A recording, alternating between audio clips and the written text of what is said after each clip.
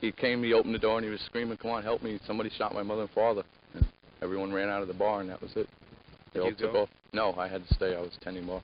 They all jumped in his car and took off.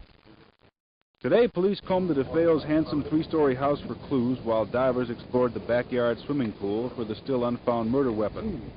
Police have been questioning the son, Ronald, and now say he is being, quote, safeguarded. Investigators say without explanation that they now feel young DeFeo was in the house at the time of the murders, but they're not yet considering him a suspect. And so forth. We have no suspect at this time. We have no indication of the motive at this time. What about Ronald DeFeo, the son, the surviving son? Ronald is being safeguarded by the Suffolk County Police at this time. Why safeguarded? Why? Because there's 6 members of the family dead, and we don't know why, and he's the sole remaining member. Is he also a suspect?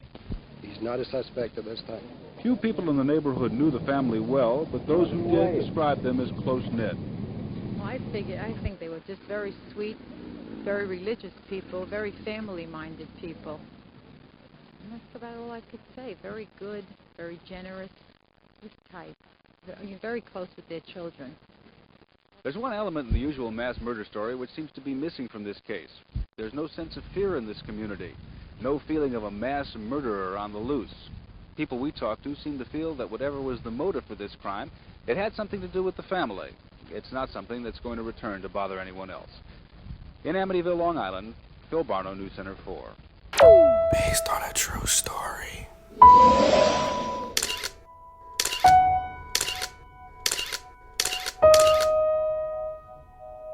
The Amityville Horror House, nestled on the south shore of Long Island, making an appearance in a late English film dating back to 1979 titled The Amityville Horror. For those of you that did not know, the Amityville Horror is based on a true gruesome story. Let me go into brief detail so you have a better understanding of this mysterious and morbid tale. This is NYC's Most Haunted.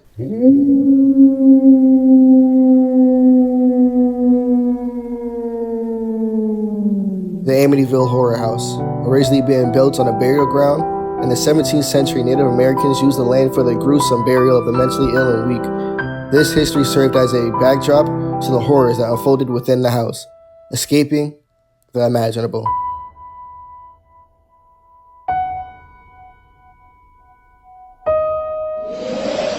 The Defoe family, brutally murdered by no other than Butch, the eldest son of the Defoe family. Why, might you ask? Well, before that fateful night, reports state that the Defoe family, originally purchasing the house in 1965, wasn't exactly a happy home, with rumors of Ronald Sr. being hostile, abusive, overbearing, and dominant.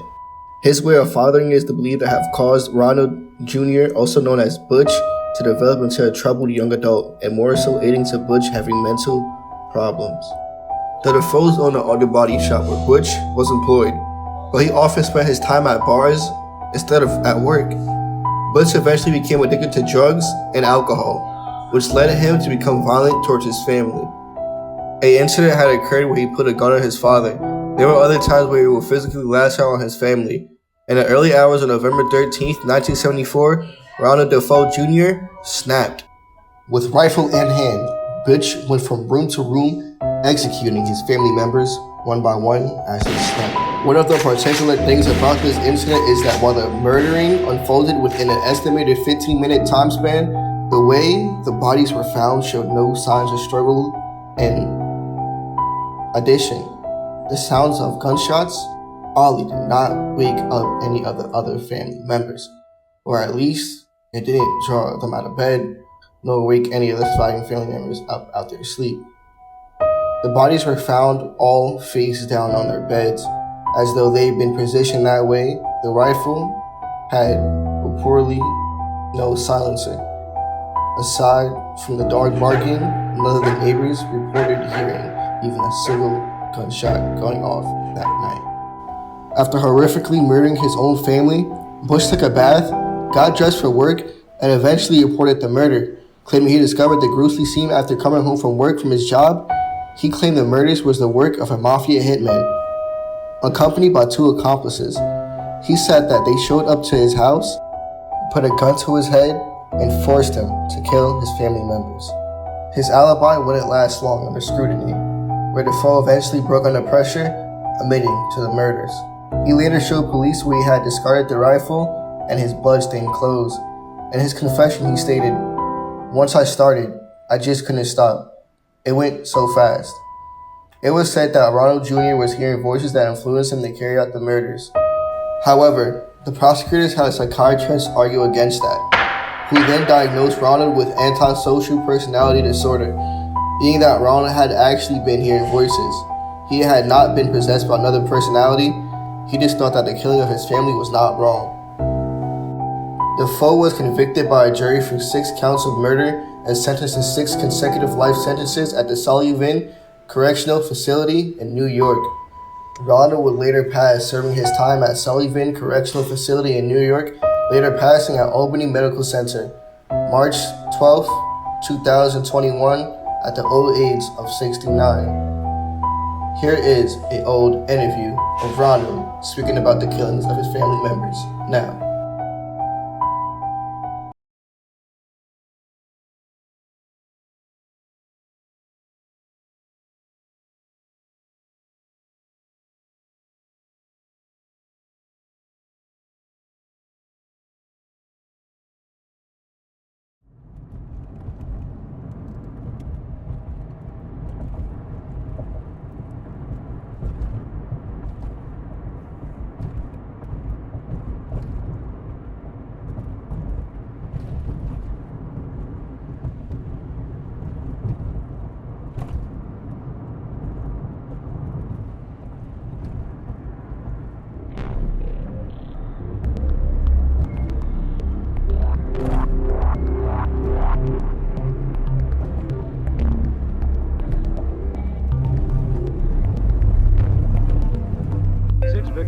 Found sometime after 6 Wednesday evening.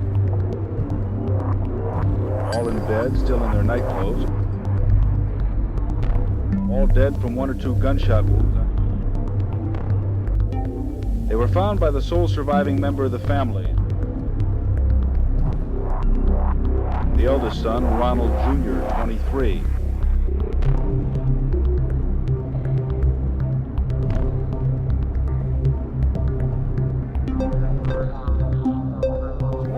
Appeared for arraignment at the First District Court in Hauppauge, where he was ordered held without bail.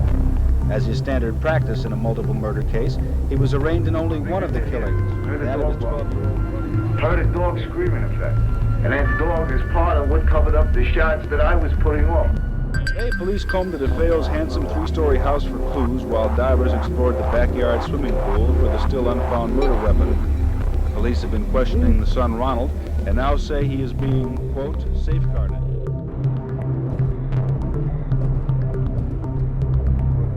I love my family. I tell you, to this day, I did not hate any of them. None of them. It's still hard for me to wonder why I killed them. So I thought somebody was inside moving me.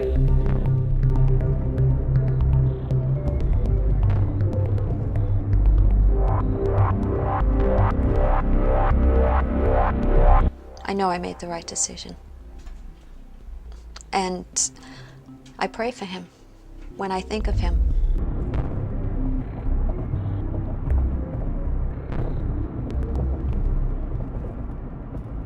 I just say a prayer for him because he was a victim too.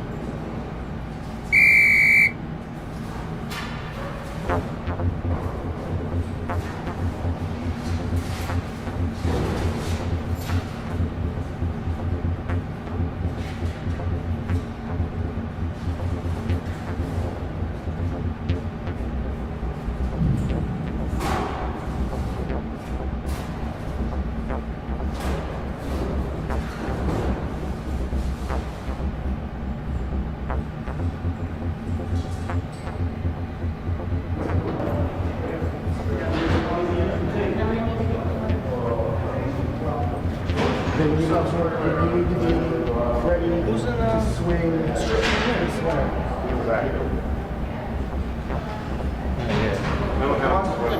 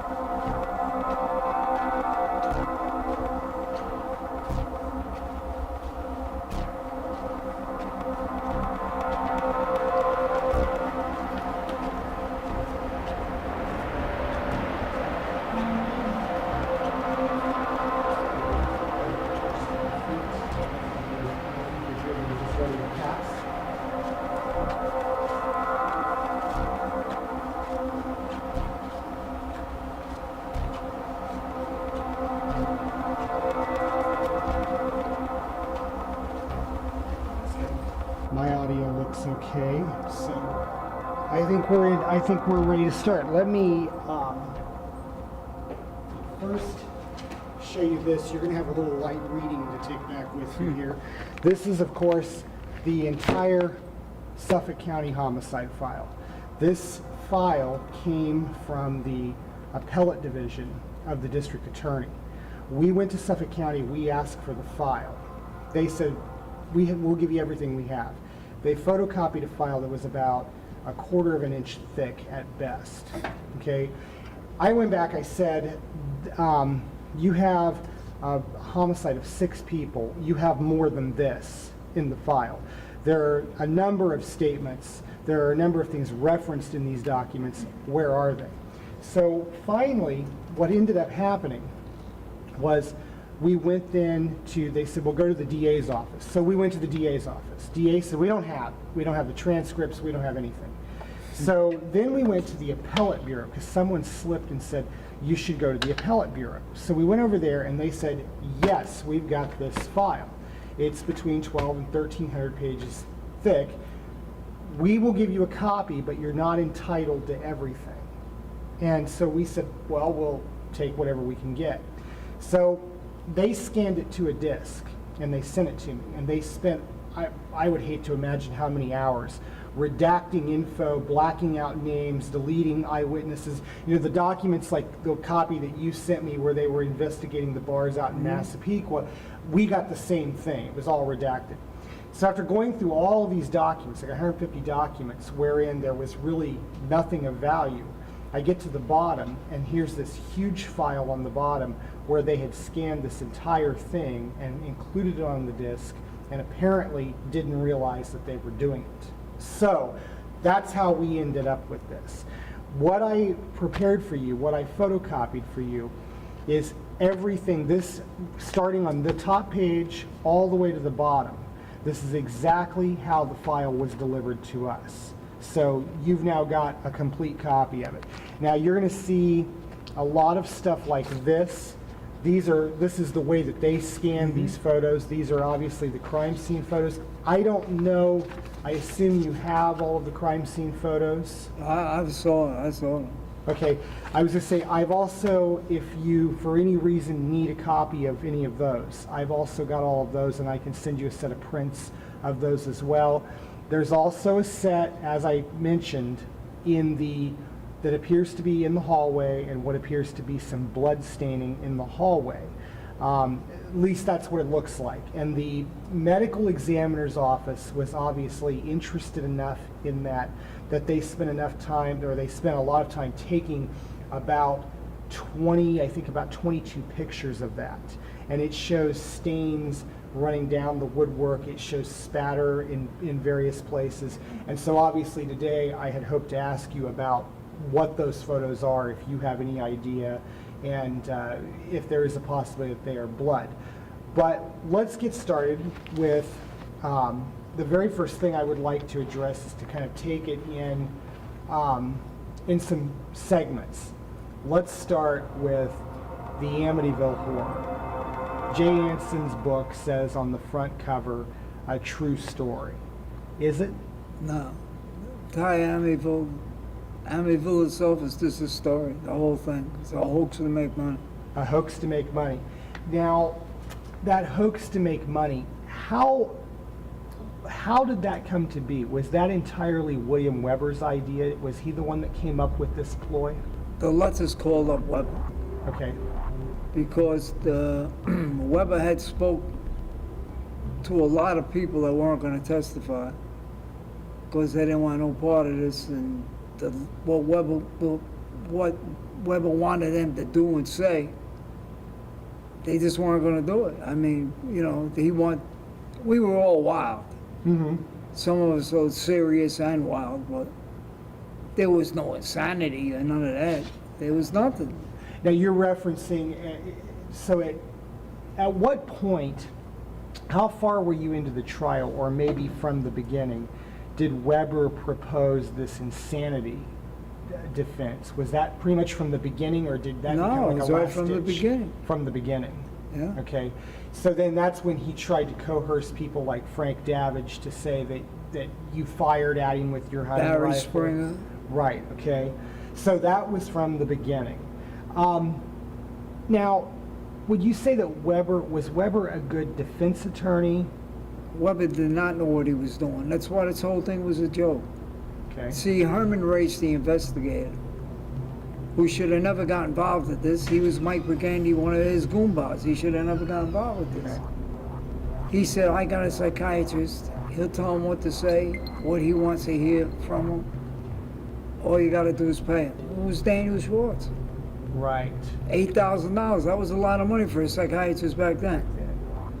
I mean, money was just going hands over fist, and this is all supposed to be court appointed. I mean, how can that be? Right. So it was actually Herman Race that sort of orchestrated this whole thing, and then he got in bed with Bill Weber to write a book. Is that how that went down? No, Weber and the Lutzes started this whole thing. Now, let me tell you a little something about the Lutzes. Mm-hmm. All this can be verified. There's an inmate that just left here that was in the car with me. You know, I can afford to get high and use dope. And I liked it, and I did what I had to do. Same with the Lutzes. I used to take the Lutzes in with me to Manhattan, the car. You know, they were quarters of heroin. Okay. She didn't want heroin. She wanted the cocaine. So I used to have to stop at Willis Avenue in the Bronx on the way back. You're talking about Kathy Lutz. Yeah, and they got some imagination, I'll tell you that. So the Lutzes, the rumors through the years that the Lutzes knew you or knew your family before they ever saw the house, you're saying that there is some truth to that? There's no rumor. They knew me. They used to call me up. Come on, let's go and cop, blah, blah, blah. Okay. And then she'd come because she wanted a Coke. She knew I would stop over there. Okay. On Willis Avenue. But they called up Weber. He came over there. And this was all Weber's idea. Over many bottles of wine. You know, he made up the story about the cat and the red-eyed pig and all that and this and that. And they all agreed, and a contract was drawn up. They formed a corporation to exploit me. Right. But the only thing was, they didn't know that I knew the Lutzes. And I wasn't going along with it. I wasn't going along with the Amityville Horror.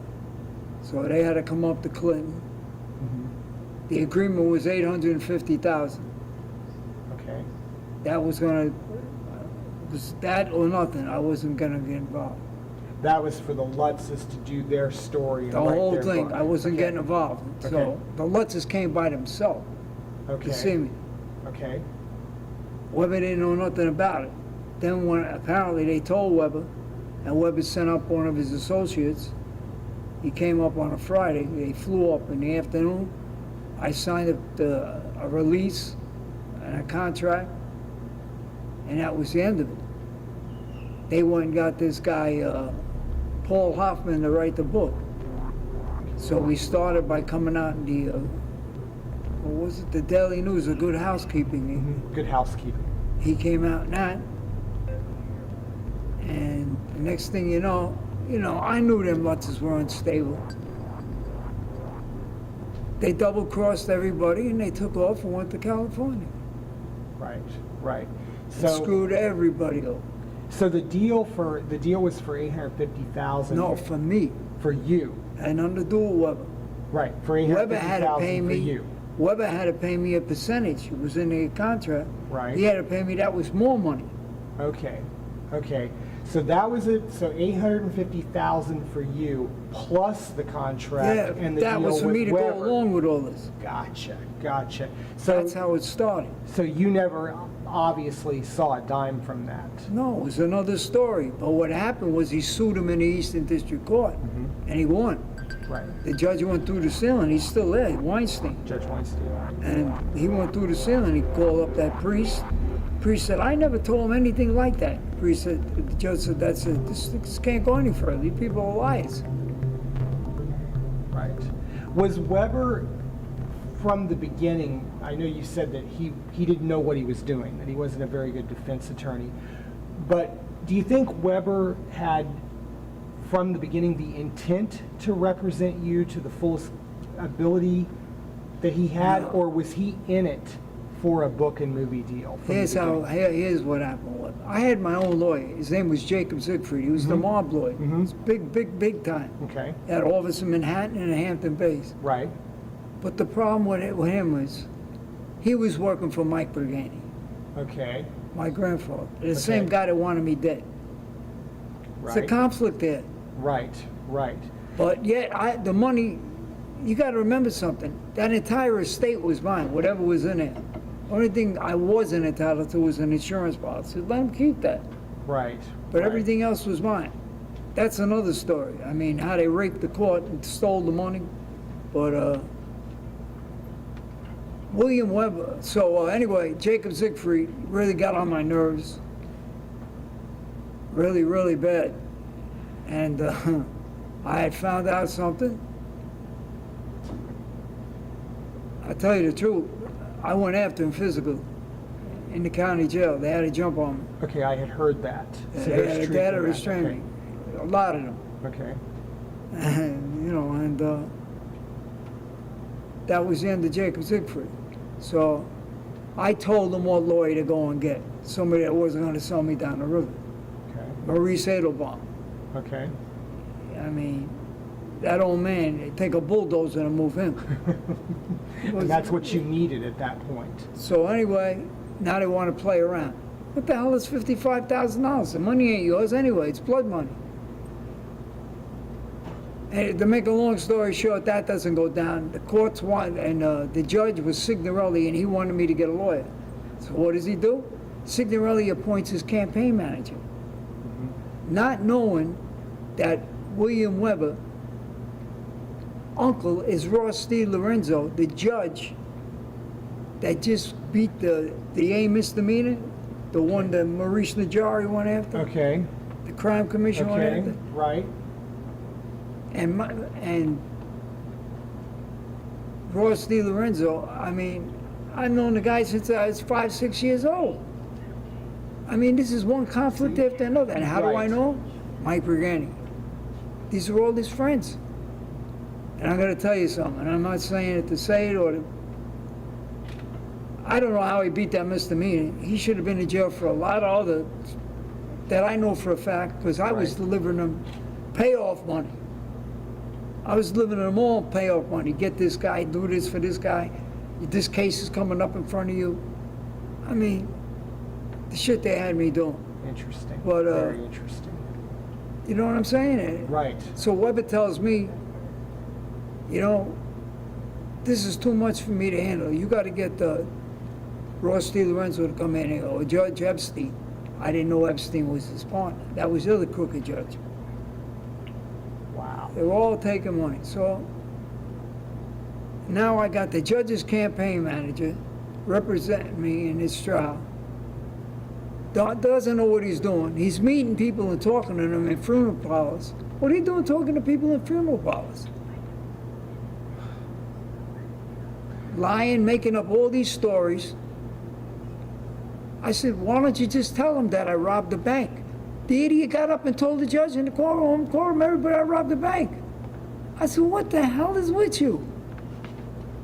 See, I was crazy back then. I'm talking about crazy. Right. I didn't care about, because I'm going to be truthful with you. My whole life, I've been getting beaten from my father. So, and then all them barroom brawls you probably heard about, right, that I started. Right. Got the worst of it and came back the next day for more. So I didn't care about the county jail and the COs. I mean, I really didn't. Right. See, and I went to school with most of them anyway. Okay. But, I mean. So you didn't, Well, I did not want Weber. I didn't want nothing to do with him. The guy is grimy. Did not know what he was doing. Never represented anybody in a murder case. Never. Right. He represented a guy in an arson case and beat it and thought he was God's gift to the world. Okay. So you told them who to go get. Yeah, Maurice Edelbaum. Maurice Edelbaum. And Maurice Edelbaum obviously didn't represent. No, he wanted the case. Okay. It was Phyllis Procida. The one with the wiretap that you sent me? Yes. It said Phyllis and Vinny had their way, he'd be dead. Okay. Oh, and by the way, I just wanted to make sure, yesterday, the same investigator that Donna's been using, we found out a lot of stuff about Vinny Procida and Phyllis. He's the one running around making believe he's dead. He's got 4 aliases, and they've moved 5 times since this happened. This is your My uncle. father's sister Okay. and her husband. Right. The one right. that owned all the drugstores. Right, the pharmacies. He's 81 years old, and now his name is VJ, not Vincent. Interesting. I mean, come on. Well, when does this no, see, I decided to come down here and tell you the truth. As bad as it is, I'm going to tell you the truth. That's all. I started a lot of stories because I was supposed to get paid. Okay. The story I started with Phyllis Procida, there's a reason for that. Jacob Siegfried, the first time I ever met him, he told me, look, I don't know if you want to hear this or not, you got to hear it. Your aunt is in the DA's office. I just left there, she's in the DA's office, and she ain't over there having coffee. I said, oh, it's like that. I said, are you sure? He said, yeah. He said, be careful what you tell her. I said, yeah, okay. So I can understand her being worried about her family and her kids. I would never let nothing happen to her kids because me and 2 of her daughters were real tight. Okay. I would never let nothing happen. And Vincent. Right. The other kid, the last one she had late in life, I really wasn't into, I really didn't get to meet her. I met her, but, the other kids I grew up with. But now, Vincent, I would never let nothing happen there. Vincent, correct me if I'm wrong, you had worked for them when you were in your teens. Yeah, that was his idea. Okay, and the story that I heard, so let's correct this for the record, and obviously there's always 2 sides to every story. The story that we got was that, and I think that the general public got, was that you had been working for them, that you were making deliveries as their delivery boys, and that you were taking the customers' money and putting it in your pocket and then telling Vincent and Phyllis that the customer wanted to charge it. I assume there is a second side of that story. From what happened was I put the money in the wrong drawer of the cash register. Okay. Because I didn't know any better. Okay. If they would have taken the time and shown me, this wouldn't have happened. Right. But at the same time, I wasn't the only one working for them. They wanted me to work for them because they needed somebody they could trust. Now, I am not a rat, and I had no intentions of ratting on nobody. One of the guys that was working for him was a friend of mine. Okay. And he now, was what do I got to choose? Blood and water here? I mean, right. This is ridiculous. I got to take a side in this. So I wound up quitting. It never happened the way he said. Okay. Because the way that it was I believe the way it was presented in Gerard Sullivan's book was that he attributed that to being like the genesis of the bad blood between you and your aunt and your uncle. So I'm glad that you're setting that record straight. Yeah, so now my aunt's going to come there and ask me every time she comes there who committed the crime, what happened. Every time she came there, I said, oh, you want to really know? You really want to know? I tell her a different story. I figured after the 4th or 5th story, she'd give me a break. Right. But now she was getting me pissed off. Okay. You know, that's when I unloaded on her, and she screwed herself. Because I'm going to say it. I told her, I said, look, your brother is a cold-blooded killer.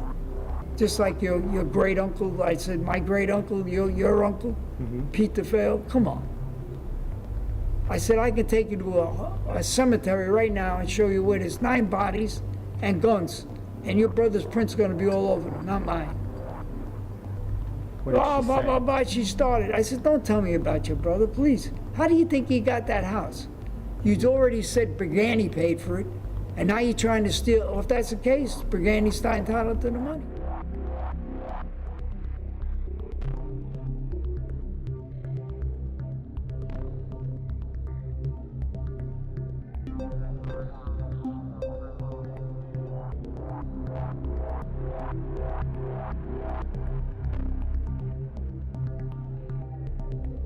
My father and Briganti were partners. Okay. There was $3 million in the basement of my house that I had to dig up in that fucking crawl space, and I pardon my language. Dig up, I had to dig up and take it to Brooklyn. Okay. And then the 3 million ain't 3 million, it's 400,000. Okay. 2.4. So then I said, oh man, now I know what he did. He took $600,000 and made a drug deal. Your father? Yeah, with Paul Castellano's man, William Lee. Okay. Okay. Now, I know the coke was good because I did a lot for William Lee. Okay. And I would never take no money when I was in a Buick dealership. I mean, this guy had 2 special cars. One was too special, it went to Canada. Because the FBI came up to the county jail and tried to nail me for all this shit. Okay. And he wound up paying me off. I said, look, you ain't got to give me nothing. He gave me an ounce of coke. But I didn't sell it like they were doing. So we had a party at my house that weekend. There's a note in the file about, in the Suffolk file, which is included within this, that there's notes about a drug deal involving your father, that he had turned him down as far as buying drugs or giving him the money to make the deal, and that was attributed to why the family was killed. He did give up the money. Okay. He took see, at the end of the year, it was November, so another month, the Buick dealership was being bankrupt. Okay. It was done, there's no turning back. The reason was, every time my grandfather had a partner, first it was Briganti Bernhardt. Right. Bernhardt, Judge Bernhardt, I knew Judge Bernhardt. Okay. I used to bring him money too. Okay. And I forget where he lived. He lived on the water somewhere in Brighton Beach, I can't remember where, but anyway. That was Judge Bernhardt. He got rid of him because Judge Bernhardt put his son-in-law in there, Herbie Carr. Okay. He wanted Herbie Carr out, so he did what he had to do.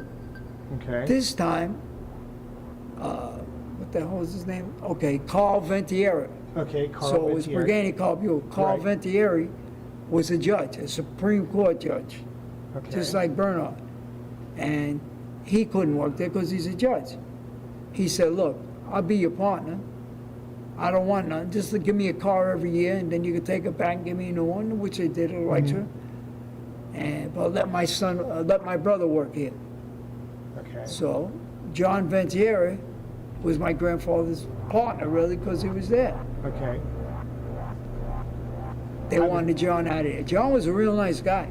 And I'm being honest. A lot of people like him. He's a nice guy. I don't know, maybe he's screwing the business up, but they wanted him out of there. So that was the only way they could get him out of there. and it wasn't going to be Buicks no more. I think they were going to change over to Cadillac or Pontiac, so I forget. Right. Yeah, Cadillac. That's a Cadillac. It's Chevrolet. Okay. That's what they were going to do, and it worked because I heard that right after Christmas the marshals came, chained the place up, Okay. took all the cars out of there, Okay. all the new Buicks. So this Interesting. little scheme worked. I hadn't heard that story before. So Oh, that's a true interesting. story. That went down. Buick dealership went down 1 Right. month after this happened. I knew I had read or had heard that Mike closed it because the reason that I got was a little bit more benign, that it was like he was going to retire, he was going to get out of the business, that he had the notoriety of the family case going on, and that he just wanted out. So that's an interesting story I obviously haven't He heard bankrupted the business. He owned the property. Mm-hmm. Now, I'll give you a prime example. I'll give you a true number. When he died, of course, I had to get a copy of the will. Mm-hmm. When he died, he left my grandmother $8.5 million. Okay. Apparently, there was money from my uncle too, but I wasn't entitled to that information. I don't know why, but anyway, she did all right because he owned all that property. You know, he was smart bankrupting the business because them people got nothing. Right. Right. Judge Ventura got nothing. Right. He eliminated the partners, his creditors, everybody by bankrupting the business. You got to remember something. Mm-hmm. This man was the mayor. He was the king of Brooklyn. He Mike, couldn't your be grandfather. touched.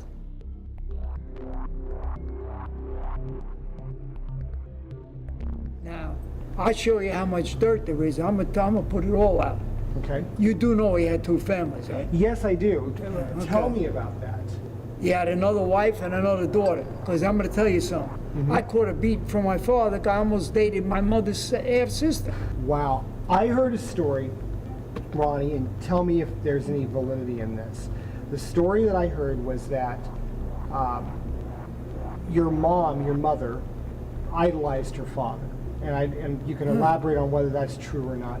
And that your father, at one point, dragged her to Brooklyn, I think, and pointed out this Yeah, he took her there and showed her. That's what I had heard, and I didn't know if that was true or not. And Yeah, it's true. as an effort to sort of knock Mike off of the pedestal that she had him on. Yeah, Okay. but it didn't work. Okay. Your mother obviously still idolized your grandfather. You know, I mean, I'm going to tell you why it didn't work. It didn't matter what he did. Mm-hmm. My mother had 3 boyfriends, God rest his soul, at the Okay. same time. Okay. So there is actually truth in that rumor. Yeah, Okay. there's truth in that rumor. But the guy they all had money. One was an artist. Okay. One owned all them hair salons. He owned about 3 or 4 hair salons. He's a licensed beautician. I'm trying to think what the other one did. The other one was a lawyer. Yeah, okay. The other one was a lawyer. I but heard lawyer. Not a criminal lawyer, Civil lawyer. a civil lawyer, and he only represented Metropolitan Life. I saw some paperwork with, Metropolitan Life and some other company. There's a name for it. I forget what it was, but that's what he was. He was some kind of business lawyer. So these were literally 3 affairs that your mother was having at the exact same time? Yeah. Wow. Now the DA accused me of extorting my mother because I knew about her boyfriends. That's when I got pissed off in the courtroom. I had to come down there and blow him up. You heard about that? Yeah. That was for real. Okay, that so wasn't playing around. that's what that was over. Was Yeah, you I told him, I extorting- said, you got to get off of that. You got to leave that alone. I said, because I'm coming down there. You think I'm scared of these guards? I mean, they had their guns out, and I was still coming. Next day, they brought 12 deputies every day after that one.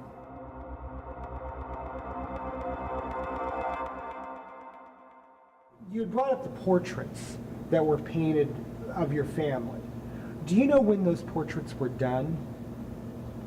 Was it like a couple of years before the crime went down? Oh yeah, it was definitely a couple of years. I was 16 or 17. Okay. No, I was 16.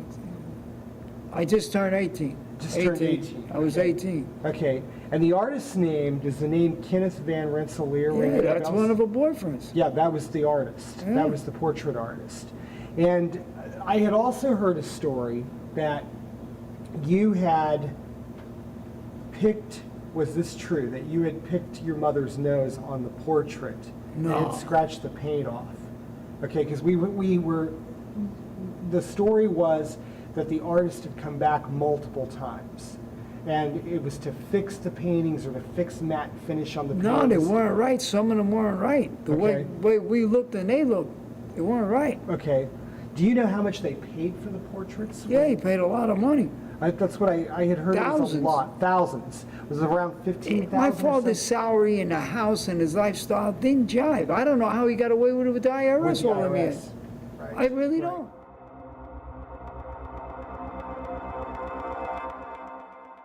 You know what kills me? You're an intelligent guy. They got this man and Bergani and my father under surveillance. I get thrown into the mix because I'm in a car with him, or I'm driving him somewhere. They got all these wiretaps before the crime happened. Mm-hmm. They had to know that this was going down because there was a contract on me. I was supposed to be killed the day after Thanksgiving. Okay. And Tony Mazzio was doing it. They told him, if you wanted to get back in the Buick dealership, you got to do us a favor. He says, you're going to like this one anyway, seeing how you dislike him so much. He says, really? He said, oh, I ain't got no problem doing that. He said, I'd do that for nothing. He said, all you would have had it done was ask.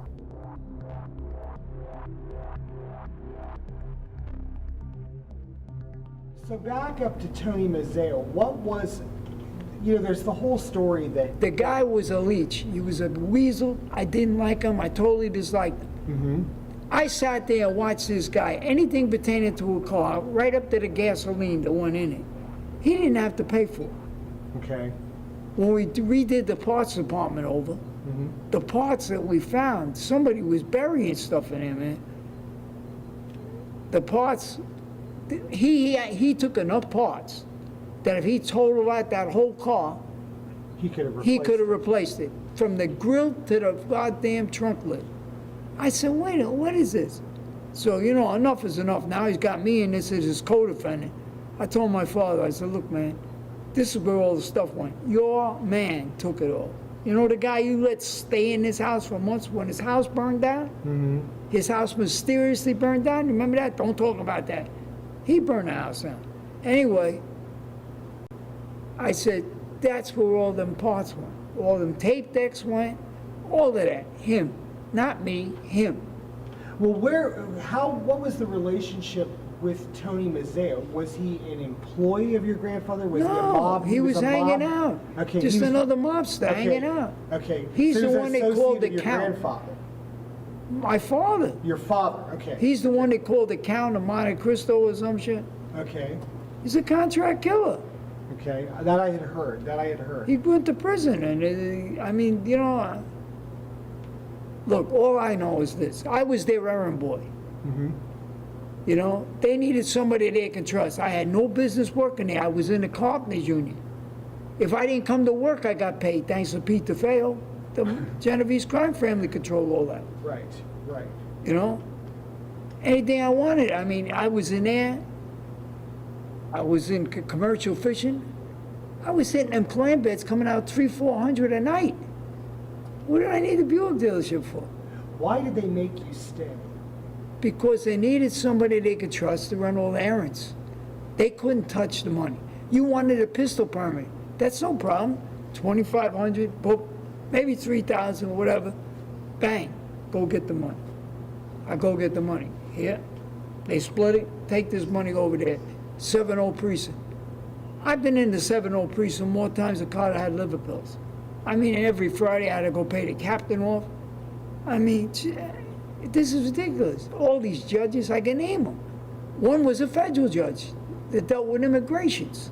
And his law clerk's name was Izzy Horowitz. I can never forget that name. I used to bring money to him. I said, wow, they were even in the feds? Man, Yeah, wow. They were they had their hands in everything in Brooklyn, everything. So like when the Suffolk police that night at your house, when they went into the drawers and they found all of the police benevolent badges and all that stuff of your father. John Cassess, the president of PBA, was his friend. Okay. They used to go out together. Their wives used to go out. I delivered his car to his house. He lived upstate New York. Okay. He had 2 pretty daughters. They were beautiful. One of them wanted to go out with me. They told me, that's all bounds for you. You know, I didn't care anyway. There was just another good-looking girl, but you know, he was ended up to his neck too, the president of PBA. They were all in it, everybody. He had this locked down. But he told me, he says, you get yourself in trouble in Suffolk County, I can't do nothing for you. The president of the PBA in Nassau County, his name was Eddie Lecce. Listen, I didn't believe in stop signs or fucking traffic signals, red light. I didn't believe in that stuff. I should have been in jail long ago. But like I said, I didn't do it in Suffolk County. I wasn't stupid. Right, right. I mean, that's how powerful he was, Brigham.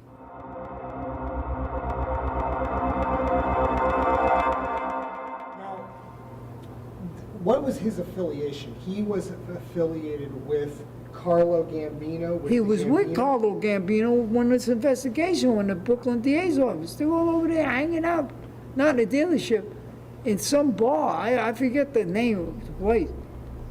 I mean, you couldn't miss it. He had bodyguards everywhere. There was so many mobsters in there. There was more bodyguards. I said, oh my God. Every day they'd be hanging out me and talking about nonsense. Nonsense. They wasn't talking about no business. They were talking about nonsense. Horses, women. I don't know about horses. Women they were talking about. Nonsense, I mean, you know. But my grandfather started that bragging shit over the telephone to his daughter because they had him on volume and he was drinking on top of it. You can't do that. Okay, that explains. He was zooted every day, man. I mean, zooted. I didn't even want him around me. He was so zooted. And, you know, Vito Diorio, who turned out to be no good, he said to me, you know your grandfather, what's going on, this and that. I said, yeah, but don't they know all these phones are tapped? He said to me, you really believe that? I said, yeah, I really believe that. I said, you telling me the phone company's not here every day and you don't know why they're here? The phones ain't broke. That, I mean, they were so laid back, they didn't even care. I'm looking at all this stuff happen. It wasn't the phone man, it was a cop. Sure. Do you have, so obviously they were running, like you said, money for gun permits. They were doing all sorts of things. Anything that you could have bought. There was also a stolen car ring, right? One guy killed 2 people. My cousin said that somebody tried to rob him outside of his house with a knife. The problem was the guy was right-handed. The knife was in his other hand. Whoops. Come on. Right. So you got to pay a little bit of money. That was it. Never even arrested him. Wow. Where did he get the gun permit from? My grandfather? Right. So do you think all of that activity that was going on at that time, that's why the phones were probably tapped, that the cops had finally kind of caught? No, the Brooklyn DA's office thought he was going to take the man down. Your grandfather? Yeah. Okay. He couldn't touch him. And then when he seen the people he was with, they were all friends. That's all they were. I mean, the car ring, I don't think the Brooklyn DA's office knew about the car ring because there was so many body shops involved. They were using Locust. We had our own body shop. Mm-hmm. There was another body shop that 2 cops owned. They were police officers. I'm not surprised. And then they, at the body shop, I think it was D&D. I used to bring the cars there all the time. I said, well, but they were good. They were the best, probably one of the best in the city. It was nothing they couldn't do. You guys would bring in a car into the shop that was stolen, and you would just break it down and sell it for all the parts? No. Say, just hypothetical, say you had a 70 Buick. electric. And you needed 2 fenders, whatever it needed. We would find one, take the whole car and just deliver it there and walk away. Okay, okay. We don't want any part of the actual disassembly. I don't know what of the happened vehicle. after that. Right. Okay. I don't know what happened after that. Interesting, interesting. And how long had that been going on? Wow. For years? Since I got drafted, I was there 70. 4 years I know about. The money, so I'm telling you, the money was phenomenal. I couldn't, there was so much money. That duffel bag, that was an Army duffel bag full that I took out of that basement that night. And he said there was 600,000 missing. He blamed me. I said, don't blame me. Go talk to William, Big Bill Lee, your man there. Right, right. I said, he said, you know, he never did nothing to me, but I had an attitude. I said, go see him. They made a drug deal for 1.2 million with them Colombians with that coke. I know what they did. So it was for cocaine. Yeah, but even though, listen, half of that money was my father's, or a third, whatever. So big deal. He took 600,000. Why are you making a big thing out of it? The man's dead now. You got all the rest. Right. I didn't have to give it to you. I could have left it there until you the cops took it. Right. Right. But I didn't do that. I said, what about the ledgers I took? I said, them books would have put you in jail for the rest of your life. Your father kept those at the Yeah, house. he kept his books that he shouldn't have kept to blackmail my grandfather to bury him with it. Gotcha. Now, what was the relationship? I'll tell you what. Hold that thought for a second. How are we doing on tape?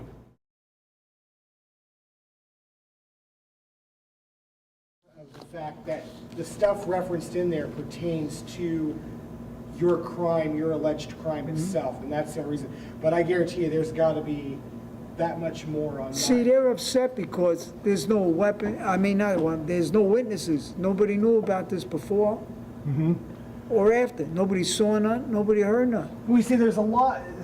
To me, the only thing they heard, I know for a fact that Mr. Pulis over there on Coles Avenue seen me throw that gun in the water. Was he living? He's living in the house that's right here. The left side, Okay. right on the water. Okay. He was a real estate guy. Okay. I don't know if he knew it was me, but he saw the gun. He saw something low. Interesting. That's why I had to get out of there. I was going to unload a lot more there. I had a whole goddamn trunk full of weapons. Right. Okay. Okay. You see, the third floor of my house, my room and my sister's room, without walking in the hallway, I can go in her room. Through the attic? My room, when you walked in, the little door, the first little door in front of the dresser, there was 4 doors. If there's boards in there, go right up the wall, like a phony wall. The phony wall came out. Okay. You go behind that phony wall. Okay. There was a hot water heater for the bathroom there at one time. Okay. But, you know, like I say, that was a long time ago. Then you go back a little further. You got to crawl, but you could make it. I made it. And I crawled right through and came out the other side. Into Don's room? Yeah. Interesting, So, okay. I could see that's where I was putting all the guns, all the money, all the drugs, everything I had. I knew if they came, which when they did. So after this was all over with, I had to get Barry Springer, who was hiding in Florida. He would not come back. I knew that, okay. So finally, when he did come back, I told him, look, it's only 2 people know about that. And you're You one of and them. me. I said, you got to go in there and get all that stuff out of there. Okay. I said, the money's still in it, my money. He said, what? I said, yeah, it's about 35,000 in there. He said, I said, I know the police didn't find it. Believe me, Barry. I said, I don't know if you're going to be able to fit through there. You tear the wall down. I said, I don't care what you do. Right, right. He went in there. He said, why didn't you tell me about all the guns? What all did you have back there? Did you have handguns, rifles, shotguns? I had a brand new M1 carbine, 30 caliber, with a 30-shot banana clip. I don't know how many hundreds of rounds of ammunition. I had a 44 Ruger, the rifle, a brand new one, 44 caliber. I had a BDL, a Remington BDL, a 3006. I paid a lot of money for that gun. Okay. I had an Ithaca Deerslayer, a brand new 12-gauge shotgun. Okay. The 280 I gave back to my uncle. I didn't want it. I had a 280 Remington, brand new. Gave it back to him because I had a 270. That was in there. Oh, there was a Remington shotgun in there too. It was a popular one. It had a 20-inch barrel. I had the barrel changed. It was legal. 20 inches was legal. Okay. And it had a pistol stock. That was in there. Oh my God. There was a lot of guns in there. Plus $35,000 worth of cash. Yeah, and cash, it was mine. Okay. Handgun wise, what did he tell me? There was one handgun left in there that he found. Oh, it was a 38, it was like a Bulldog, but it was a Ruger, I think. Okay. I can't remember the brand. That was, I don't even know how I left that in there. I don't even remember that, but he found that too. He said he took it. He said he found a bunch of brand new syringes. They were mine. All that was back there. He took everything out. Well, let's talk about, since you brought up syringes. You know, one of the things that Gerard Gozoloff, who was, you know, the second in command homicide detective on the case, told me was that when they took you in that night, that they had checked you for tracks. And he said you were clean. He said, I still got tracks on my arms right now. Okay, but he said you were clean. So you're saying that that statement is not, that's not a true statement. I got tracks on my arms. They don't go away. Okay. How at that time, well, first off, when did you start using substances? How old were you? I never used a drug in my life. Marijuana was everywhere. You know, Barry, he was the marijuana king. But I didn't like that.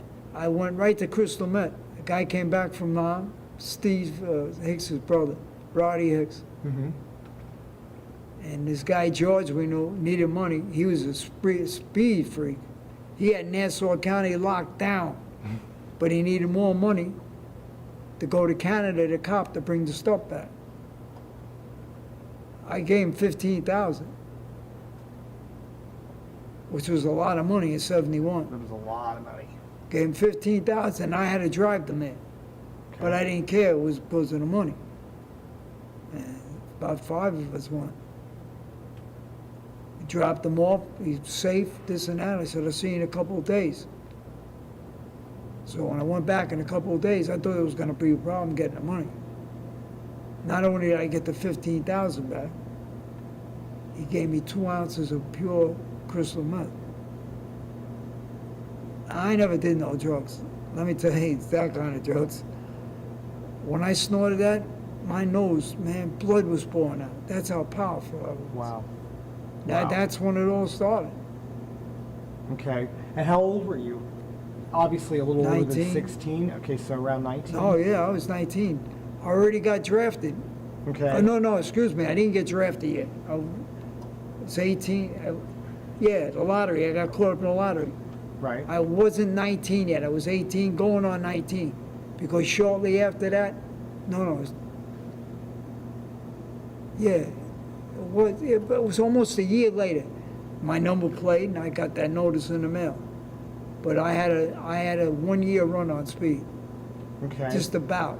Okay. So I was 18. Okay. So that was the first time that you had ever used any drugs. Did you start drinking at an earlier age? Were you? Yeah, we went out and drank, but we went out and drank to have fun. Okay. So We were in the bars because of the atmosphere. I mean, I didn't like booze, but I started out with vodka and 7-Up, and then we all wound up drinking gin and tonics with the hangover the next day. It was bad. So I wound up drinking scotch every day. Always White Label on the rocks every day. Wow. Till the day I came to prison. Wow. So how, like in terms of when you were 23, when the crime went down, how big of a user were you? Were you pretty much out of control on heroin? Yeah, and at what point, so you were doing crystal meth, at what point did you switch? I had to stop the crystal meth. Okay.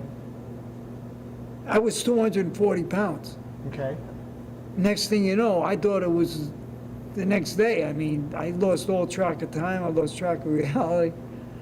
And next thing I know, wow, I was like 100, I don't know, 142, 143 pounds. I had to run to a doctor, but they knew. They made me go see Lenny Kaufman in Tarrytown. Okay. They didn't want this on them. Right. Right. They had me going up there and talking to this guy, this and that. I'd take him to lunch. You know, I knew him. He was another one came in a Buick dealership. And he said, you got to stop now. He said, your liver's like a piece of chewing gum. He said, I don't know, what the hell, what was the stuff, pure, he said? I said, there's nothing pure, I said. You know, I said, it's like 75, 80, whatever it is, but it's not pure, 100%.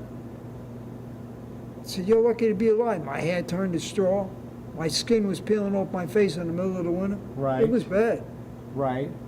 Now, obviously, your parents, did they see these signs? Yeah, they saw it all. That's why they sent me to him. They say to the doctor. They were the ones that sent you to the doctor. Yeah, because, you know, the only way to kick it, the only way to kick it, I had to go to using heroin. I had to go to the complete opposite.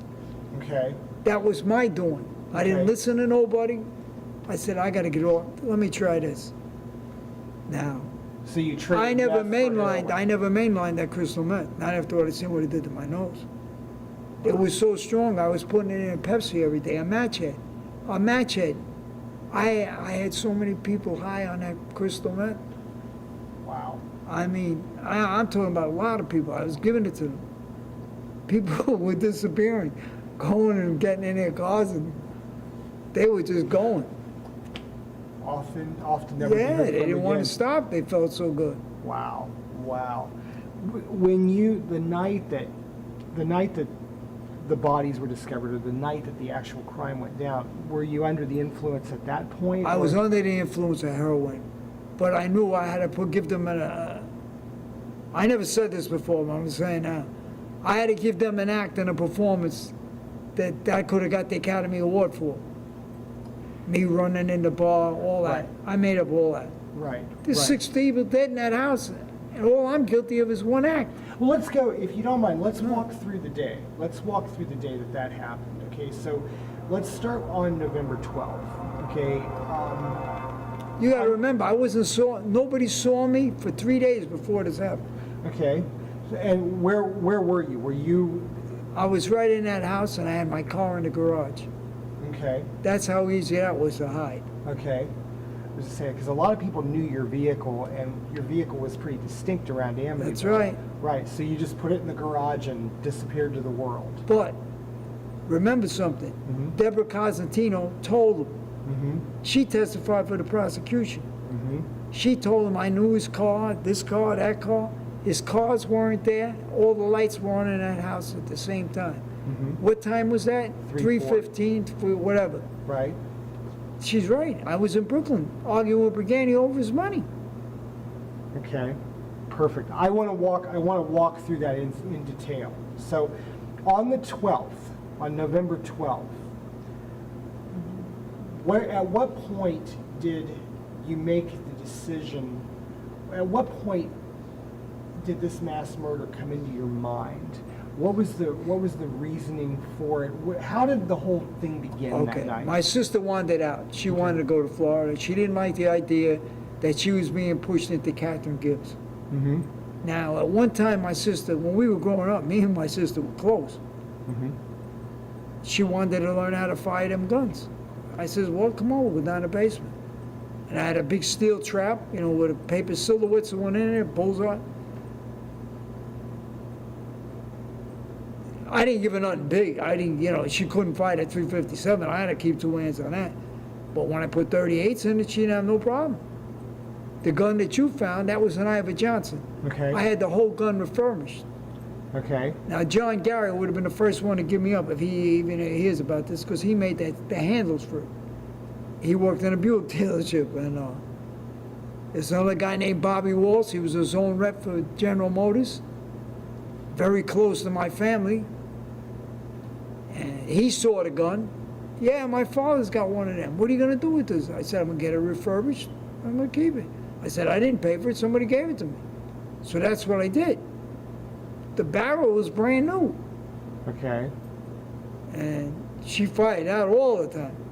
I said, you know, I had a lot of 38 rounds. But anyway, the rifles, she knew how to fire everything. I let her fire everything. And she wanted it out. Oh, I gave her a 25 automatic. It was chrome with pearl handles. Okay. I got it in North Carolina. I gave that to her. And we were in we were discussing this crap with my father because it did get out of hand. It got so bad, she chased him around the dining room table with a butcher knife that came out of the drawer. Now, truthfully, I think he let her chase him around because he would have taken that knife and shoved it down her throat. He was a big guy. Your father was a big guy. But that was the last episode. So I think he was humoring her. And I think she realized this thing early, got pissed off. This is the night it happened. But that was a regular thing. I mean, him and her fighting, she wanted to go to Florida. Now, they were under the assumption that, yeah, she wanted to go down there and be married to this kid. It wasn't like that. That all got taken out of proportion. She just wanted to go down to Florida. She wanted to get away from them. So it wasn't Billy Davidge in this Not idea really of getting Billy married. Davidge. She was going to go around there because he already moved down there with his mother. You know, they were both close. He took her to the prom and all. Hold that thought, Ronnie. We've got to do a tape change.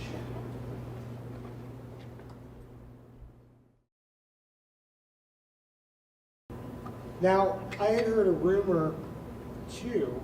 But you got to remember something. Everything that was said was an exaggeration. On Weber's part, on your part? Yeah, that's what it was. The whole thing was nonsense. Now, I had heard, too, at one point, that Truman Capote had come knocking around and asking about you. So there's truth in that. Well, with Truman Capote, well, yeah, I would assume we're going to get to the part anyway. If you didn't already know about it. You know, Rocky DeFeo and his wife were getting real upset. They told me, start screaming at me over the phone, we can't go down the street without people pointing at us. These movies and books and blah, blah, blah, blah, blah. I said, well, don't blame me, blame William Weber. That's what I told him. I said, blame them Lutzes. I said, them junkies, the Bolton. That's what I told him. So, good old Pete DeFeo to the rescue. He sent the boys after Hans Holzer. Hans Holzer got a bad beating. Really? Yes. But he got beaten so bad, but the root of all evil, that greed, that money, he did it again. This time, I think they were going to do a little more and beat him up. He took off and went to England. They couldn't find him. They said he was hiding out over there. I think they were just exaggerating, just to say it. They said he was hiding out in somebody's castle. You know, I don't know how true that was, but they couldn't get to him. And then when he finally did come back, he begged and pleaded for his life, what I heard. He's a grimy man, grimy. I met him in Clinton. I was in the visiting room for all the 3 minutes in Clinton when the officer said, I couldn't let that go. He said, you just cracked the guy. He made that statement about me and my sister. I lit him up. We're talking about the incest statement. Yeah, I lit him up. They had us in a little lawyer's room. And you know, that was a brand new visitor room, and the door had a little skinny glass window in it. The officer said to me, he said, I couldn't let that go around. I couldn't let it go. You would have killed him. Where did that story? He made it up because he said me and my sister were partners in this. And well, what I never was able to figure out is where he got that crazy idea at. Where did he come up with this idea at that you and your sister were He told Weber. Weber told me, don't get upset with that. This is a big money deal here. I said, you know, you got a price for everything, don't you, Weber? I said, you're going to be the next one I get. Oh, you wouldn't do that. I said, I wouldn't, huh? I said, I guess you don't know me. So I said, in fact, You don't know what happened in that house. Look at the people that died. You think I care about you? He never spoke to me again after that. You know, Weber, one of the editors from Maxim magazine, when we found the gun, he called me and he asked me, he said, should I reach out to Bill Weber? And I said, well, you can reach out to Bill Weber. I don't know if Bill Weber's going to talk to you. Bill Weber got on the phone with him. Weber went on for about 5 minutes talking about how he never heard any accomplice angle, how he believed that you were the only one involved in the crime, period. I mean, it like went in the face of everything that I knew that Weber had heard during the trial. So I think Weber's lying. Of course it's a lie. I'm going to tell you what. Gerald Sullivan's opened a statement to the jury. And I remember something. Spoda, that's the DA now, was sitting right there. Right. He said, quote, I'm going to prove that Ronald Joseph DeFeo Jr. is guilty beyond a reasonable doubt. But, he used the word but, he committed the crime with 2 other people, and we'll never know who they are because he won't tell us. Listen, that's about the only thing Weber ever did. He turned bright red and jumped up. Your Honor, blah, blah, blah, this is a mistrial. I'm declaring a mistrial. That was Weber's first and last time he ever got loud on that judge. So wow. I don't know how Weber, then the medical examiner took the stand. Excuse me. Weber wasn't going to ask him a question. Not one question he wasn't going to ask him. Weber wasn't going to ask one question. I said, you're not, huh? I said, let me tell you something. Take your fat ass and get up right now and ask that man how many people committed that crime. That's all I want to know. Well, I said, do it, Weber. I said, otherwise you and me gonna have a problem. I said, you know the way I am, I don't care. So Weber gets up and he asks him, and the medical examiner said, quote, he said, in my opinion, 3 or 4 people had to be snuck in the house earlier that night for this to happen. Listen, you could have heard a pin drop in that courtroom.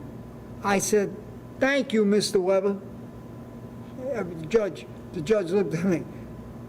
That's all he asked him. Interesting. Well, I know that... See, you got to remember something, not to cut you off. You got to remember something. It can't be insanity and his insanity defense if there's 3 or 4 people involved in this. Right. Well, another thing that he said, correct me if I'm wrong, but another thing that Gerard Sullivan said in opening arguments was he said that Mr. DeFeo shot his father after he got out of bed. And only after he got out of bed did he shoot him again the second time, and then placed him back into bed where he would be found by police. Yeah, but so that right there indicated that there had to be more than one person involved. Of course. Because your father weighed 270 pounds. Of course. You know, and you weighed how much at this point? 170? No, me back then. When they got me, about 155. That's all I weighed. Okay. So we were talking about.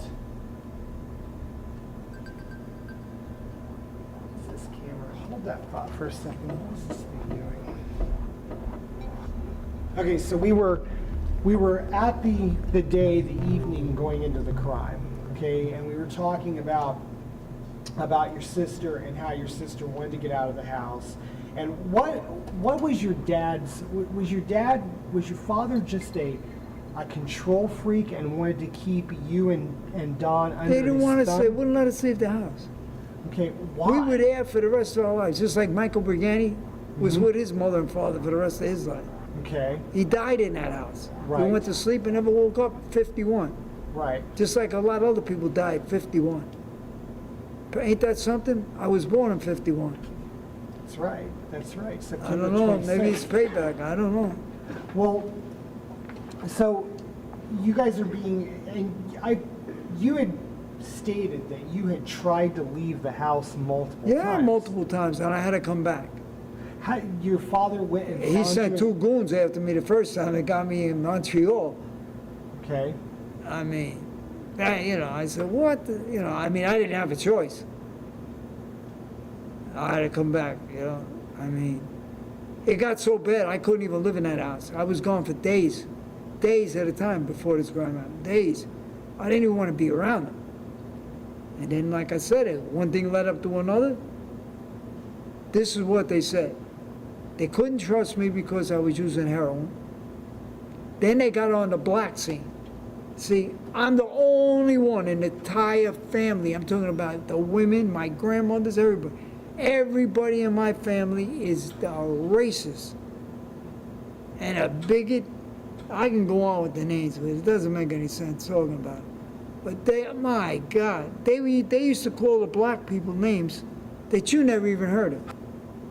So, you know, Moulin, they kept that one all the time. Yams, bones. I said, this is coming out of women's mouths. I said, well, this is what I got to be raised on? What is it? Now, I hate to say it, but a black guy was my best friend. It was Frank Boyd. Mm-hmm. He came right to the trial. I didn't even ask him to testify, and they accused them of doing this.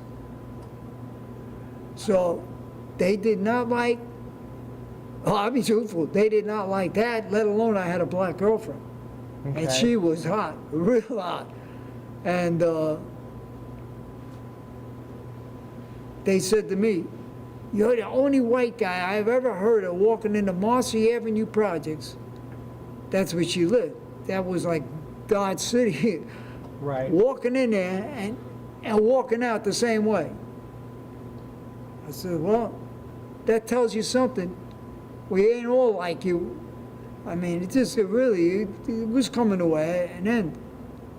I mean, between my grandfather and him, every one of them, they hated the blacks. So between the dope and the blacks, they felt they couldn't trust me no more.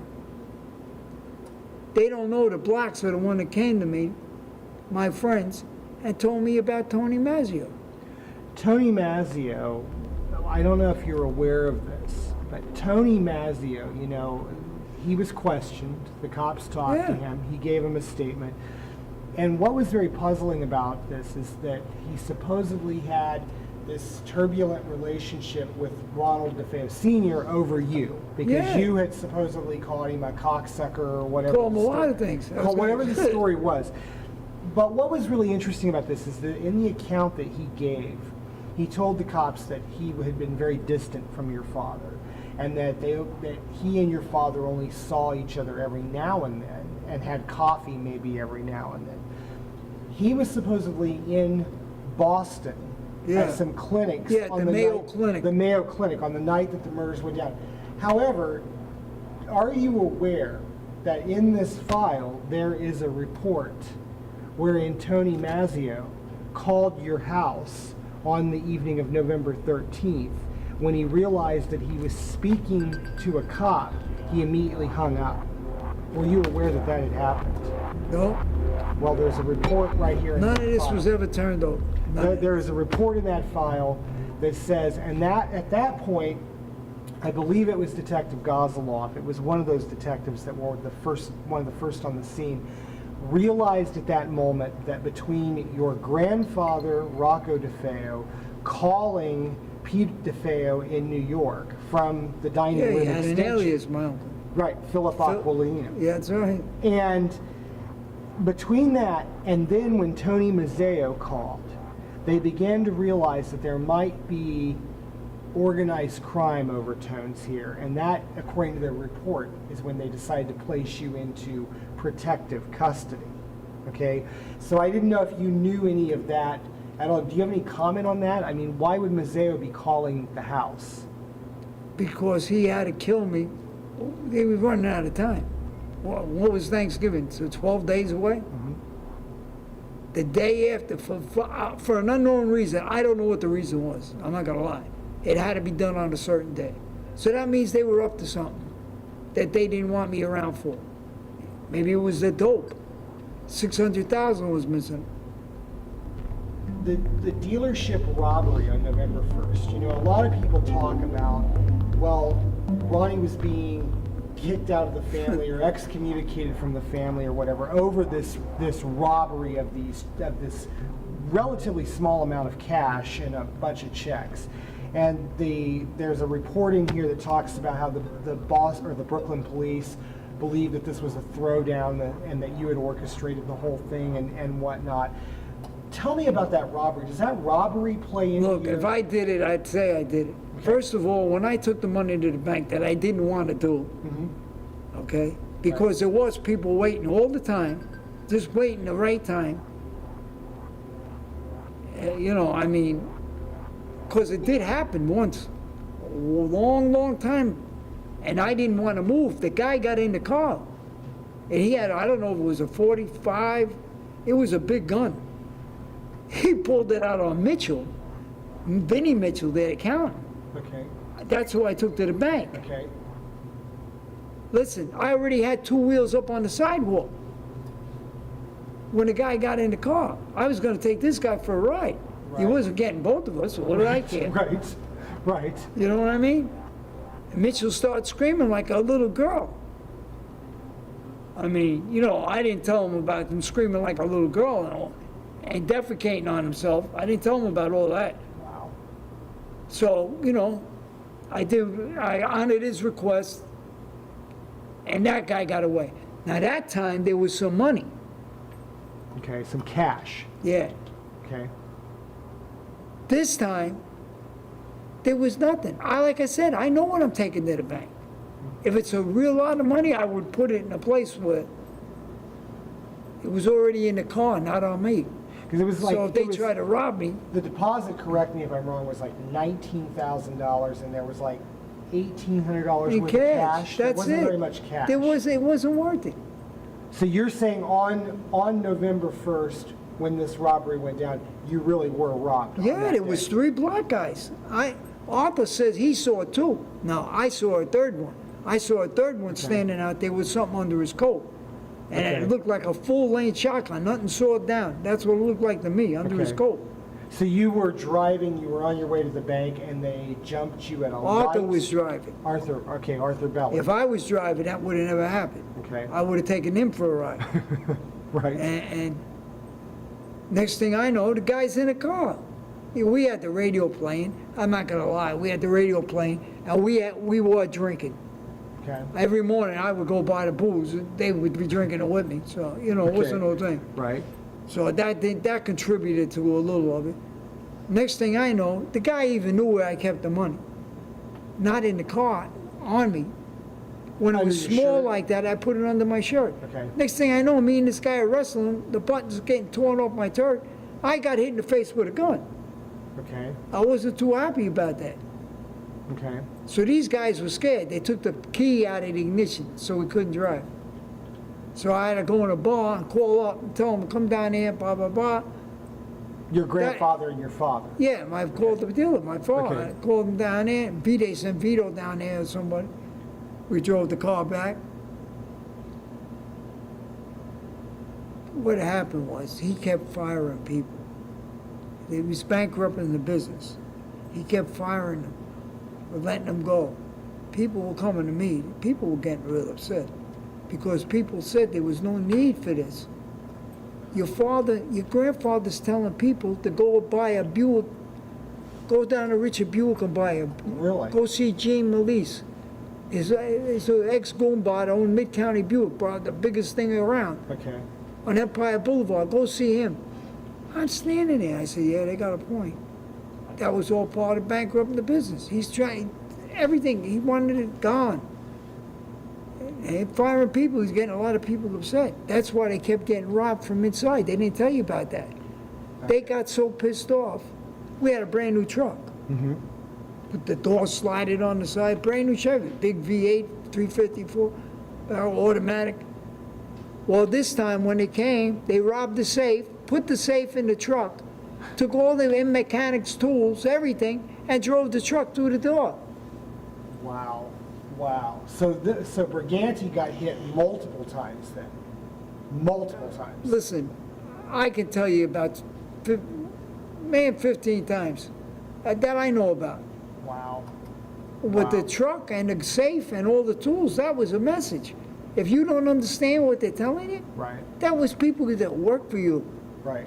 Right. that you just let go. They were upset. Now, speaking of a past employee,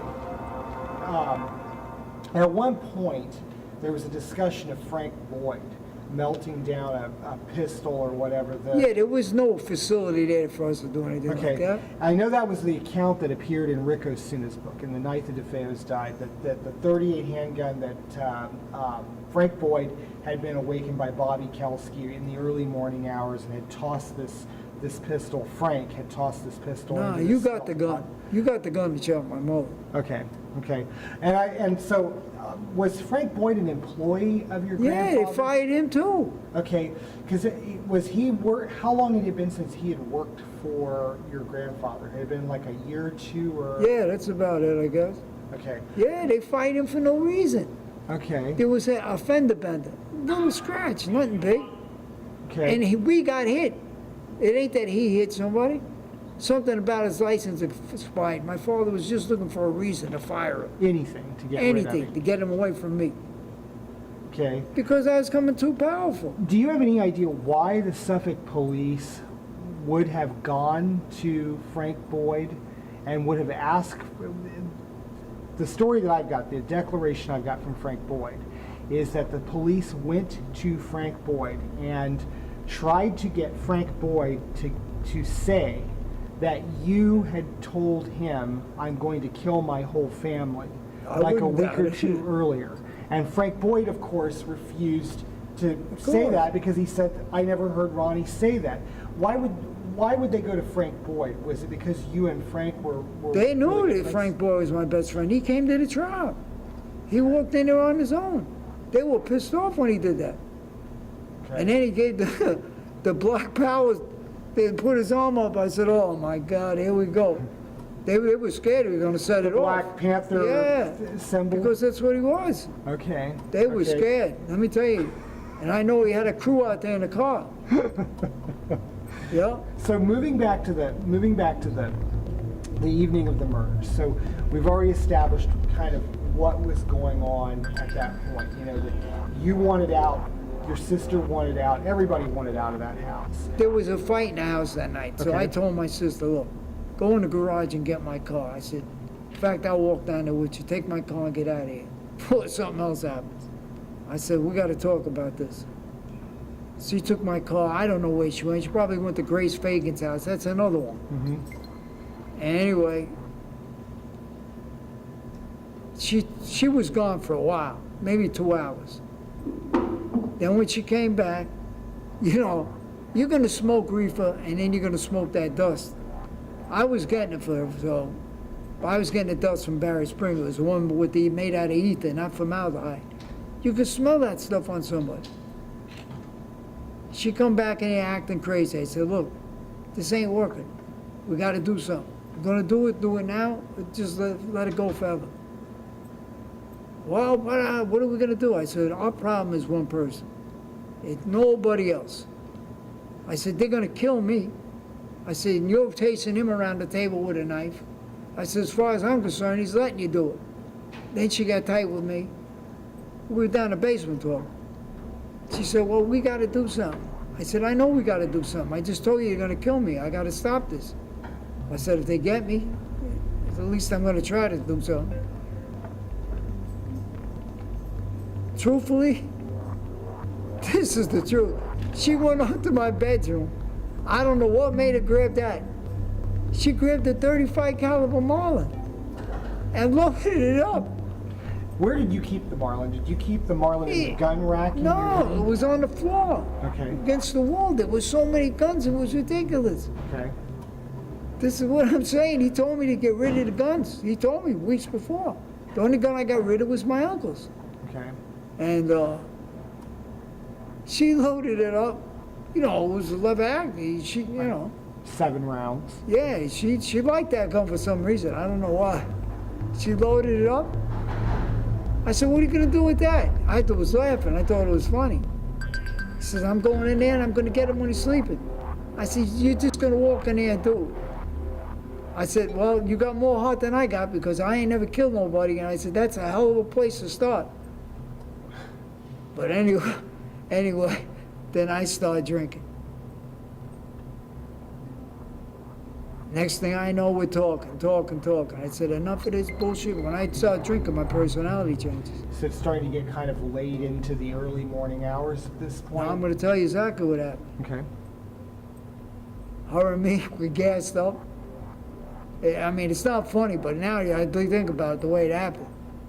We went from the basement to the porch.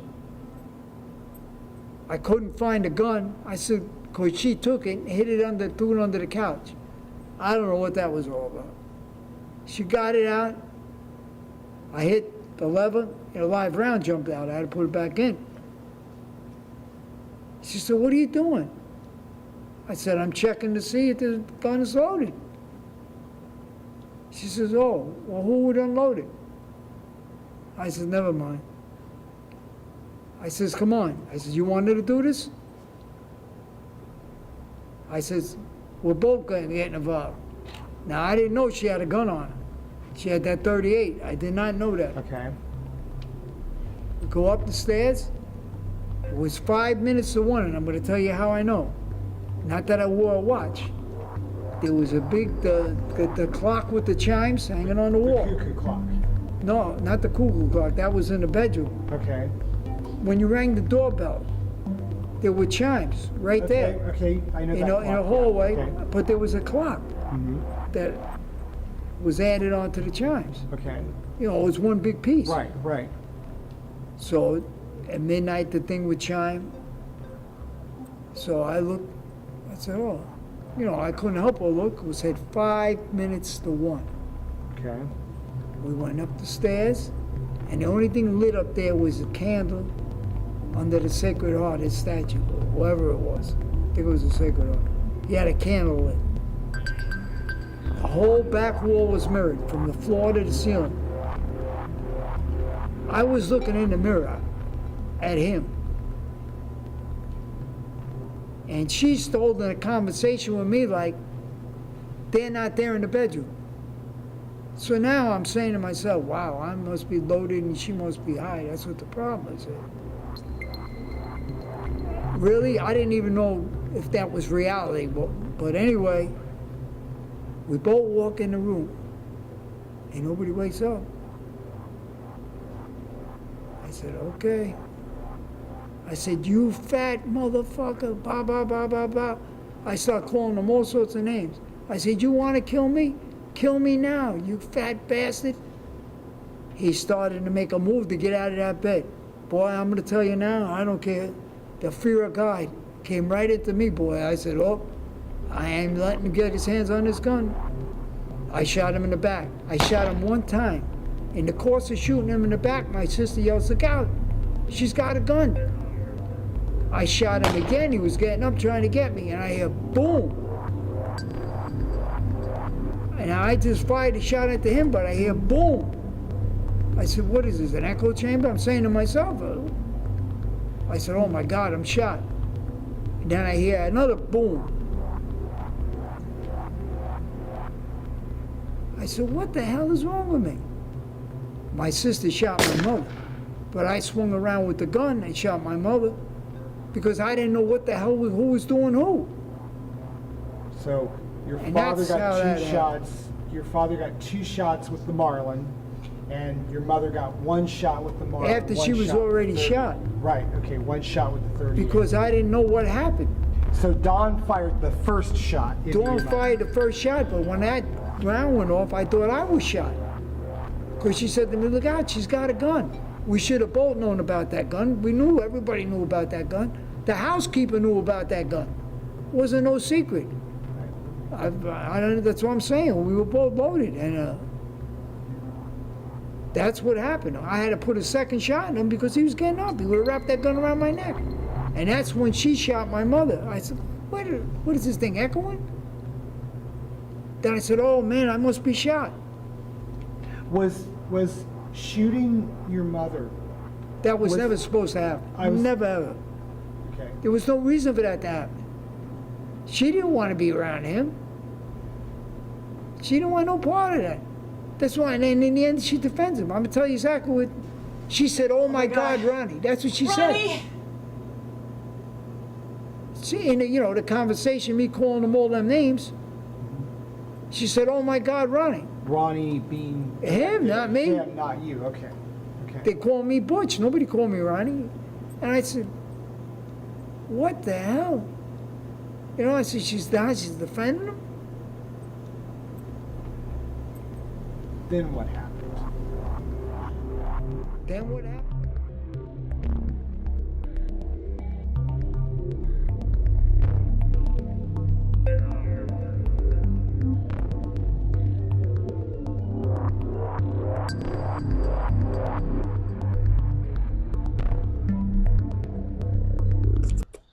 Good evening, ladies and gentlemen. Tonight we're reporting live in Amityville, New York, where Ronald Defoe brutally murdered his 6 family members. That's including his father, his mother, his sister, his brother, and his other youngest sister. And isn't it just lovely, folks? I mean, look.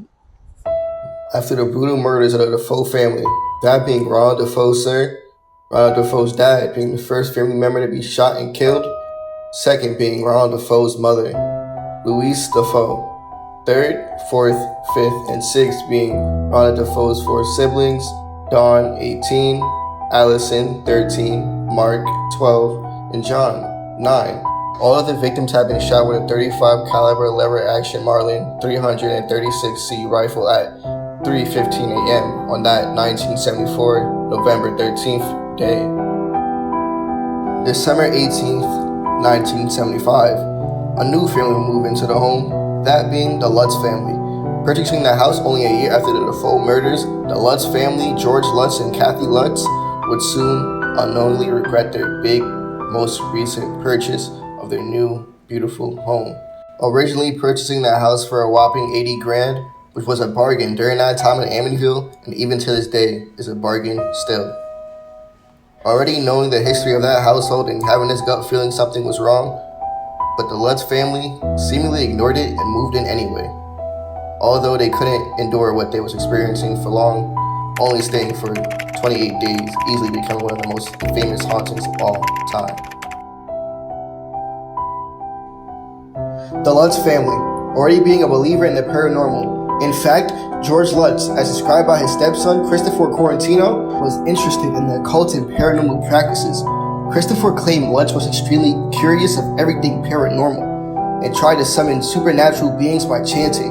Lutz also allegedly amplified paranormal incidents to capitalize on the Amityville horror story. While some accounts suggest Lutz dabbled in more specific practices like black magic and Satanism, these claims are not universally accepted and often disputed. While some individuals have claimed to see evidence of occult activities in the Amityville house, others like Christopher debunks many of these accounts. George Lutz himself maintained that the events in the book were mostly true. On the very first night, strange things began happening. George Lutz kept waking up at exactly 3:15 a.m. Unironically, that's supposed to be when the Defoe murders took place. There would be times where certain areas of the house would be ice cold, even with the heat being on full blast. And then the voices started happening. There'll be voices in the walls, voices in the furniture, and even voices appearing out of thin air. Furniture certainly moving on its own, shadows lurking off in the corner of your eyes, and the smell of something rotten like death. With just moving into the house, that's truly a fright to experience. And then came Missy Lutz, their 5-year-old daughter, who started talking to her imaginary friend named Jody.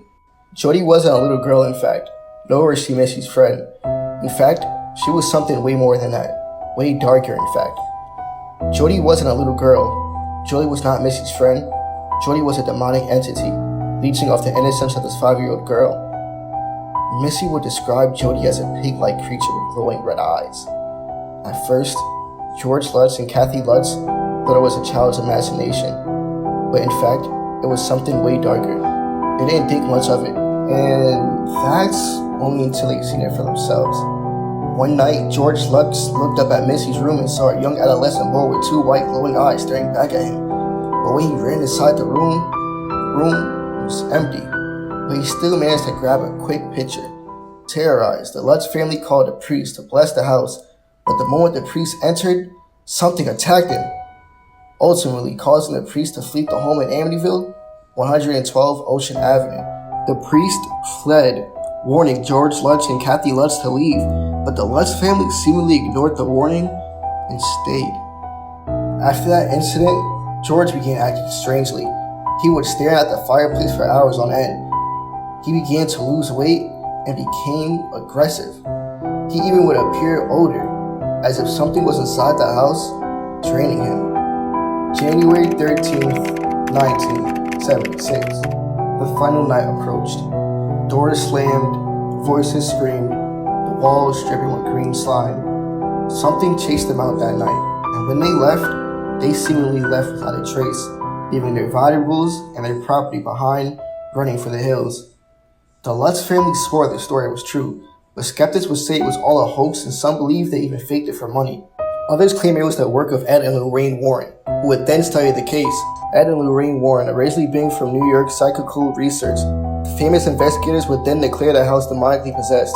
But one piece of evidence remains unexplained: a single photograph captured inside the house of a ghostly boy with glowing white eyes. And today, the house still stands. New owners have come and gone, with none of the other owners reporting any type of paranormal or unusual occurrences. And the home has been significantly modified since its 1970s appearance. What do you guys think? Was Amityville horror some money grab hoax? Was it a real horror story come to life? Let me know in the comment section down below.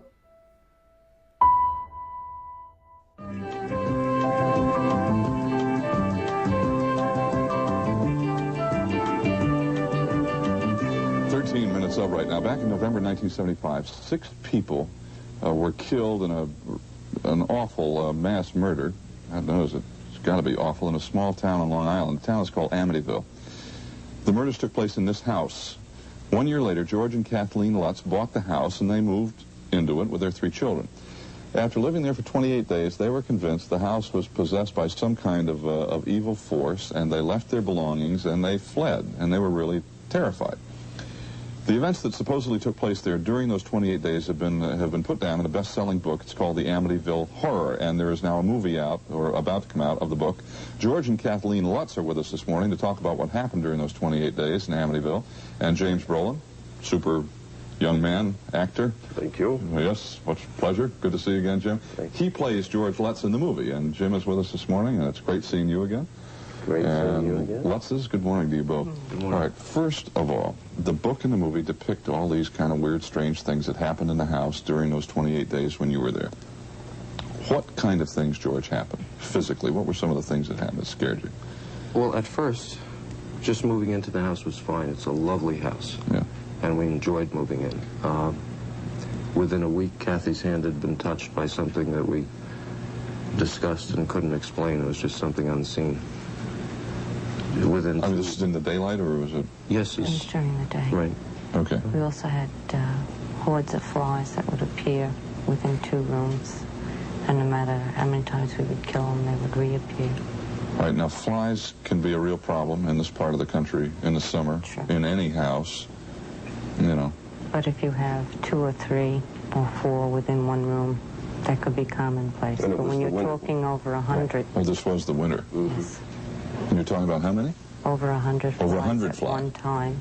And then you'd go around and kill them. They'd be lying on the floor. You'd come back an hour later, and they would be there, more of them. Okay. There's something about green slime. What was that? On the wall in the movie, there's green slime comes out of the walls? Right? George, did that happen? As the movie did it, not exactly, no. Yeah. It was more of a gelatin kind of substance that we thought the children had somehow mixed something up and spilled it around the house. The next time it happened, the kids were at school, and there was just no way to explain how it got there. Did you all call, a contractor or a carpenter or anybody to come and look and try to... We had several repairmen come in. Telephone repairman came 3 times because each time we would try and communicate with the priests, we would run into faulty connections. We had extreme fluctuations in the heat, between 40 and 50 degree fluctuations. 3 times the serviceman came in. One time he was there, he heard the furnace functioning, and yet there was no heat within the house. The temperature was at 40, and your thermostat read 80.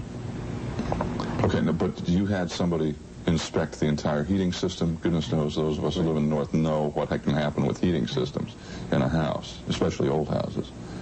George, there was also something about black in the toilets, the water black and making the ceramic, the bowls or whatever black. The china itself, it wasn't in the water. The china itself turned black, and at first it was one bathroom and then another and then another, so that by the time the investigators got there, a number of them was still black. You know, it was still that way. There was never any reasonable explanation. Did you have a plumber come in? I mean, when you first spotted it, it wasn't a problem with the water. The water was clean. It was normal. But did you invite any contractor, somebody like that, just to come say, hey, what's wrong with the toilets? No, because you didn't. Yeah. One of the things we found was the keyholes would ooze a black substance, which was of the same nature and appearance as that which was on the porcelain in the toilets. And when the investigative team came on March 6, 1976, the substance was still on the keyholes, and they were able to obtain samples of it because it was never in a moist condition. Right. And they wouldn't do physical damage to the door, in other words, carve out a piece of wood without our consent. Had either of you had any experience before with the occult or the supernatural, ever before? We didn't believe in it. Were you afraid for your children? Why didn't you leave earlier than the 28 days if you were terrified? Well, it was our house. First of all, we had never intended to give it up. Even after we moved out, we intended to find out what was wrong and move back in there. That's why the investigation was held, and people from different psychic research groups that at least we could check their credentials were called in and asked to come in. We've been asked many times why we stayed so long. It's very hard to remember the exact emotions or the moment why you would make a decision or why not. But you finally did make it. Well, by the time we left, we had lost a considerable amount of weight. Kathy was passing out quite regularly. I had lost over 26 pounds. And we were just reacting from one happening to another. We weren't really... So you were generally shook up. We weren't thinking, yes, as we normally would. Jim, you played George in the movie. And you did research this and worked on it and so forth. You smiled. Do you believe them? Do I? Yeah, when I'm sitting here with them, yes, I do. And I've watched George, and I've watched, you know, you've been an actor, David, and you kind of know how to watch for telltale signs when you're doing research and watching to people, and we also, well, you get an insight. And I can't say that looking over the story, I believe the book as it's presented totally.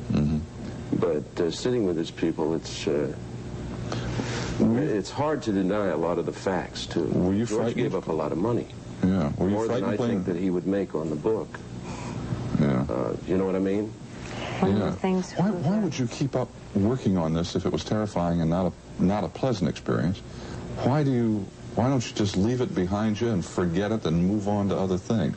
Things of this nature happen quite frequently. And when they happen to families... No, not to us. Yeah. This was something we learned from the investigators and the psychics that came in. And when it happens to a family, usually they close the door and they don't talk about it. Yeah. And unless these things are talked about, they'll never be understood. We went out when the movie was being filmed, Jim. We went out to the house and talked to the couple who live in the house, or did a year ago. And they said they'd had no problems whatsoever. Everything was just fine. And they implied that this is all a big hoax. Well, one of the things we're very happy with is 4 weeks ago, both of us were subjects of a polygraph test. Right. It was given by Chris Gugas and Michael Rice. And we both passed with flying colors. We were tested separately on it. Is the movie fun? Well, the movie's very effective, I think. And I'll tell you, when I was sent this script, and, you know, we're all at the mercy of scripts in this business, I read it. I was working on another picture, and I didn't have much time, and I read it quickly, and they wanted an answer. And I just thought, this is going to make a terrific movie. And when I called, I said, let's get involved, and the agency said, why don't you pick up the book tomorrow? And I said, oh, yeah, there's a book. And then the next day I found out it was a true story. I wasn't aware of it. And so my involvement from the beginning was really sort of naive. And I just took it as something that was going to be a wonderful movie, and it is. I didn't realize what I was getting into. George and Kathy Lutz, thanks for joining us today. Thank you very much. Good luck. Living in Southern California. Weather's better out there, isn't it? Yeah. Jim, good seeing you again. Good seeing you, David. Thanks. Thank you. Thank you. We'll be back after these words from General Foods Kool-Aid.